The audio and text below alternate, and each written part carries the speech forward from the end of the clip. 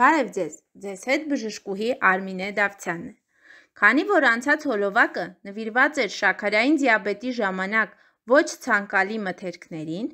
այսօր կանդրադառնանք այն մթերքներին, մասնավորապես բանջարեղեներին, որոնք շաքարային դիաբետի ժամանակ կարելի է օգտագործել առանց սահմանափակման։ Առաջին հերթին հիշենք, որ ընդհանրապես առողջ սննդակարգը ենթադրում է, որ պետք է սնվել առողջ, բազմազան և բալանսավորված ափսեի սկզբունքով։ Վերջինիս 50%-ը պետք է լինեն մրգեր և բանջարեղեն։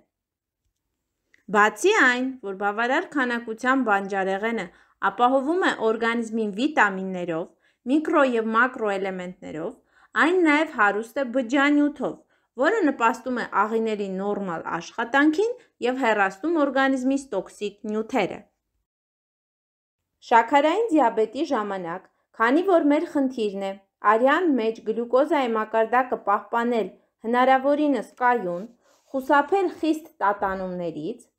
խորհուրդ է տրվում նախապատվությունը տալ ցածր ածխաջրային և ցածր կալորիական բանջարեղենի, որոնցից են լոլիկը, վարունգը, կաղամբը, ծաղկակաղամբը, բրոկկոլին, սմբուկը, կանաչեղենի լայն տեսականի։ Այս մթերքները կարելի է օգտագործել անսահմանափակ քանակությամբ շաքարային դիաբետի ժամանակ,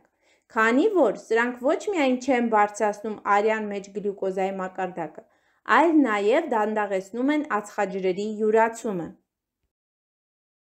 Մթերքների ճիշտ համադրումը լավագույն տարբերակն է արյան մեջ գլյուկոզայի մակարդակը կայուն պահելու համար։ Բջջանյութը և սպիտակուցը հնարավորություն են տալիս սնունդ ընդունումից հետո խուսափել գլյուկոզայի մակարդակի արտահայտված բարձրացումից արյան մեջ։ Հետևաբար, խորհուրդ է տրվում սպիտակուցները և վերը թվարկված բանջարեղենները ներառել սննդակարգ, որոնց համադրությունը նույնիսկ ներծծվող ածխաջրերով հարուստ մթերքների հետ, ինչպիսիք է կարտոֆիլը, ճակնդեղը, հացը, կաշաները և այլը, կարող է օգնել արյան մեջ գլյուկոզայի մակարդակի կայուն պահելուն։ Այսքանը, հարգելիներս, առողջ սնվեք և եղեք առողջ։